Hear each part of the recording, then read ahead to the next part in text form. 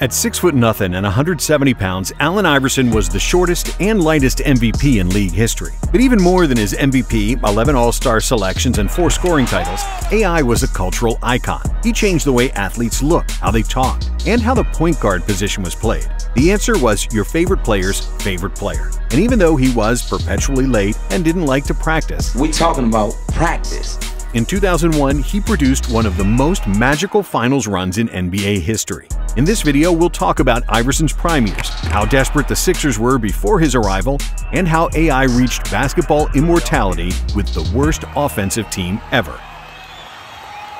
And it all started while Allen Iverson was still in high school, when the Sixers started to suck. Since the 1992 season and Charles Barkley's trade to Phoenix, the Philadelphia 76ers became one of the worst teams in the NBA. But after they won just 18 games in 1996, there was hope on the horizon when the Sixers won the draft lottery and the #1 overall pick. The 1996 draft was the best class ever, producing 10 All-Stars and 5 Hall of Famers. But the Sixers' choice was easy, and they went for a sure thing. Despite some questions about his character and him being the smallest and the lightest player ever selected first overall, there were not that many questions about the answer's game. Because from the first moment he stepped on an NBA floor, there was no doubt this guy was the fastest player the league had ever seen. Even as a 155-pound rookie, Iverson put fear in people's hearts because nobody could stay in front of him. Iverson could change directions with the ball on a string, turn on the jets, and burn whoever, whenever. Plus, despite his small stature, Iverson had a long wingspan. He was wiry strong and fearless. If you tried to beat him up,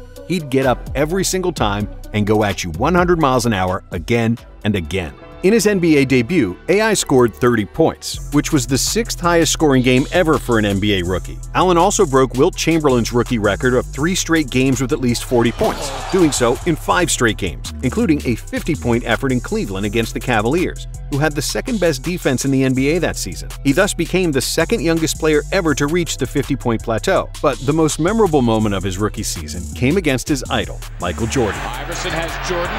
The crowd is into it. Allen shakes. Iverson finished that game against Chicago with 37 points on 15 for 23 shooting, completely outshining Jordan, who finished with 24 points on 9 for 24 shooting. In his rookie year, AI led the Sixers with 23.5 points, which was the 6th best scoring average in the NBA. He also ranked 11th in assists with 7.5 dimes per game. And even though he shot just 41% from the field, he made 155 three-pointers, which was near the top of the league. Iverson won Rookie of the Year. However, his 76ers sucked, and they were glued to the bottom of the standings. And because they barely improved from the previous year, Coach Johnny Davis got fired. And in his place came a coach that would soon become synonymous with Allen Iverson, Larry Brown. As a player, Brown was a 3-time assists leader in the ABA, and as a coach, he was a disciplinarian who believed in structure and being 20 minutes early to everything. And when he got to Philadelphia, there was Iverson, a ball hog who didn't like to pass the ball, a guy who believed coaches couldn't teach him much, and who was perpetually late for everything. It was a match made in hell, and it didn't take long for the coach and the superstar to clash. If you come down and jack up a bad shot and nobody else touches the ball, what good have you done? Those 4 guys, they don't want to just run, play defense, and set screens. It gets old for them real fast. But Iverson was a hothead and didn't like Brown's authoritarian style. He did not stay after practice to work on his game. If there was a shoot-around, he showed up when it started and left as soon as it was over, if he even showed up at all. When the other Sixers hit the gym, Iverson would just lay on the bench press machine, pretending to be lifting. Or he'd hide in the bathroom and eat junk food. Still, with more experience and Brown's efforts, Iverson improved. As a rookie, he led the NBA in turnovers with 4.4 per game, and in his sophomore season, he cut that to just 3.1. His shooting efficiency went up from 41% to 46%, and his decision-making improved, as Brown didn't want the Sixers to be a one-man show. If I had a mismatch last year, I could take it. I can't do that as much this year. That gets a little frustrating, Iverson said of his lack of freedom on offense. But despite Iverson scoring less than the year before, the Sixers improved, even though they didn't make the playoffs. However, in 1999, AI couldn't be reined in anymore, not even by Brown. The coach started to play Iverson as a shooting guard to get him off the ball, but the result wasn't more cutting to the basket and off-ball movement to make it easier for the offense. Sir, AI started gunning, leading the NBA in field goal attempts and averaging nearly as many turnovers as assists. The ball was still in AI's hands for the majority of the time, and thanks to an insane usage rate, he led the NBA in scoring with 26.8 points per game. But most importantly, thanks to their top 5 defense, the Sixers were finally successful with their first winning season in 8 years. In the playoffs, AI led the Sixers past Orlando in the first round with 28 points, 6 assists, and 4 steals per game. But in the next round, they immediately got swept by the Pacers. For the 1999-2000 NBA season, AI continued on the same trajectory. He took 25 shots per game, which was nearly a third of all the Sixers' attempts. He averaged 28 points, which was second best in the league, and he made his first All-Star team. The Sixers again won their first-round playoff matchup, but they once again lost in the second round to the Pacers. On the surface, Iverson had a successful year. He was a fan favorite and was becoming a cultural icon, with nearly half the NBA copying his hairstyle, getting tattoos, and wearing baggy clothes. However, inside the locker room, it was horrible. Iverson missed half of the team's practice sessions, and for the ones that he did show up to, he was late. And Larry Brown, who was setting up his clocks 20 minutes early just so he was never late for anything, was fed up. Brown publicly criticized the behavior of a star player. I wonder what your relationship would be with any employee that you might have who doesn't choose to come to work. And suspended him for 1 game, to which Iverson went berserk.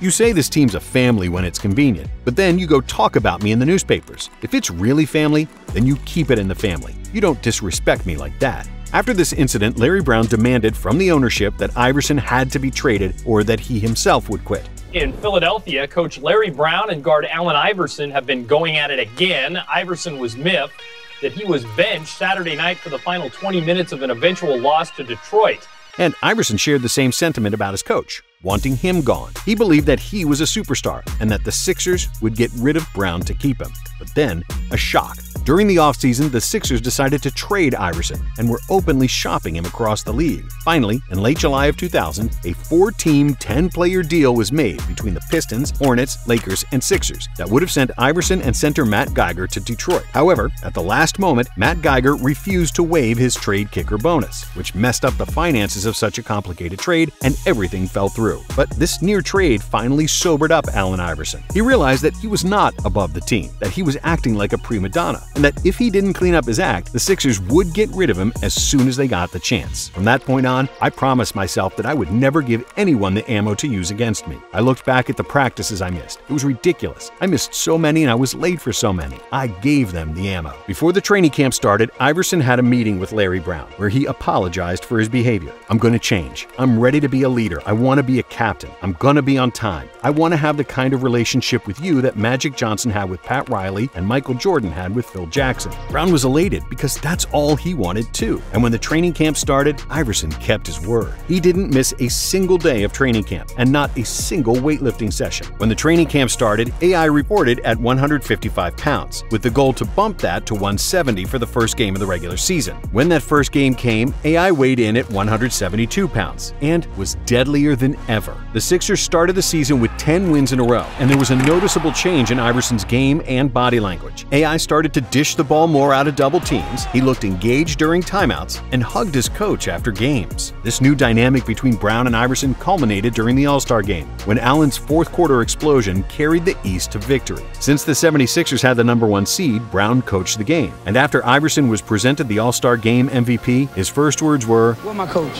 Where's my coach? Coach Brown. Is he around?" Before the trade deadline, the Sixers traded Tony Kukoc and Theo Ratcliffe for Dikembe Mutombo, who won Defensive Player of the Year that season. The Sixers secured the #1 seed in the East, and for the first time since their championship year in 1983, it looked like they could go all the way. After they defeated the Pacers in the first round of the playoffs, Iverson was named the league MVP, with averages of 31 points, 4.5 assists, and 2.5 steals. On top of a Defensive Player of the Year and the MVP, the Sixers also had a sixth man of the year in Aaron McKie. However, in the second round, another problem awaited, and the clash with the high-flying superstar Vince Carter. Vince and AI were the most attractive players in the NBA, and their matchup was one of the most exciting duels in NBA history. In Game 1 in Philly, both Iverson and Carter went over 35 points, but Toronto won. In Game 2, AI scored 54 to even the series, and Carter immediately countered with 50 of his own in Game 3. The Sixers evened the series in the fourth game, and in Game 5, Iverson eclipsed 50 again, finishing with 52 points, 7 assists, and 4 steals to give Philadelphia a 3-2 series lead. But in Toronto, Carter played out of his mind again, scoring 39 points to extend the series and force a Game 7. On the day of the deciding game, Carter had a graduation ceremony in North Carolina, and he decided to participate. After 2 flights that day, he made it to Philadelphia, but he was exhausted and played an awful game, including a final second miss that would send the Sixers to the conference finals. AI had a horrible shooting night, but he did finish with a career-high 16 assists, and doing everything in his power to lead Philly to victory. And in the conference finals, they faced another NBA legend, Ray Allen and his Milwaukee Bucks. Ray, Sam Cassell, and big dog Glenn Robinson looked like the better team at the beginning of the series, and after Game 2, it looked like the Sixers were doomed. The game was tied, but Allen Iverson injured his hip and was ruled out of Game 3, and without their best player, the Sixers had no chance against Milwaukee. But being as tough as he was, Iverson pushed through the pain and suited up for Game 4. And even though his hip contributed to an atrocious shooting performance from Iverson, 10 for 32 shooting, the Sixers somehow pulled through in a must-win game. And then, in Game 5, Iverson had an even worse game, shooting 5 for 27 and scoring only 15 points. But he did have 9 rebounds and 8 assists, and the Sixers somehow eked out an 89-88 win. AI's scoring came back for Game 6, and he finished with 46 points. But the Sixers lost and were due for another Game 7. But when it was most important, Iverson played the best game of the series, finishing with 44 points and 7 assists to push the Sixers to the NBA Finals. After a decade of irrelevance and losing, the Sixers were on the brink of basketball immortality, reaching their first finals in 18 years. However, in the 2001 finals, there was a worst possible opponent. The Los Angeles Lakers, with prime Shaq and Kobe, didn't lose a single game on their way to the finals. But in Game 1, Allen Iverson was destined to change that. In the first half, Iverson played like a madman, torching Kobe and Derek Fisher for 30 points. However, in the second half, Phil Jackson decided to put in Iverson's doppelganger, Ty Lue. Leading up to the finals, Lue barely played. However, he was the only player on the Lakers fast enough to keep up with AI, and he did a fantastic job, holding Iverson to just 3 points in the final stretch of regulation. But then came overtime. Iverson found his groove again, scoring 7 of the Sixers' 13 points, and his last shot became one of the greatest moments in NBA history. This deadly bucket was the epitome of Iverson's career. It showed the full detail of his talent and his deadly crossover, while the step over after he made the shot fully explained the cold-bloodedness of this 6-foot killer. Iverson rarely talked trash on the court, and he rarely even swore on the court. Even if he said something, it was a simple one-liner, more closer to Tim Duncan than to Kevin Garnett. Instead, he let his game do the talking. And in that Game 1 win against the Lakers, he reached basketball immortality.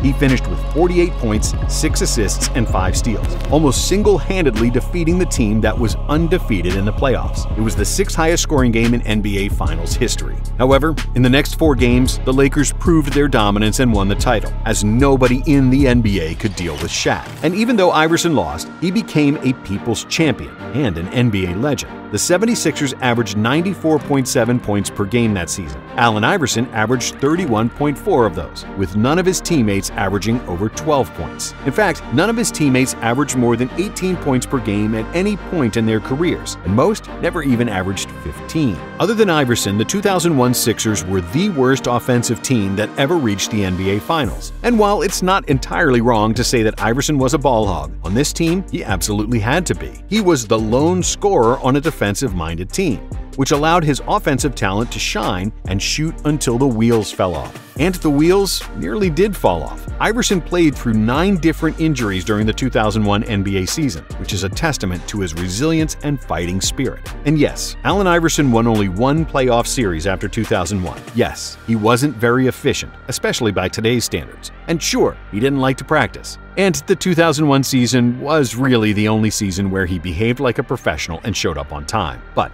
as he said in that infamous press conference, maybe he didn't show up for practice. But come game time, this skinny little dude was willing to die on that court. And that's why he's still one of the most popular NBA players of all time. Thanks for watching Nonstop. If you like this one, there's plenty more where this came from.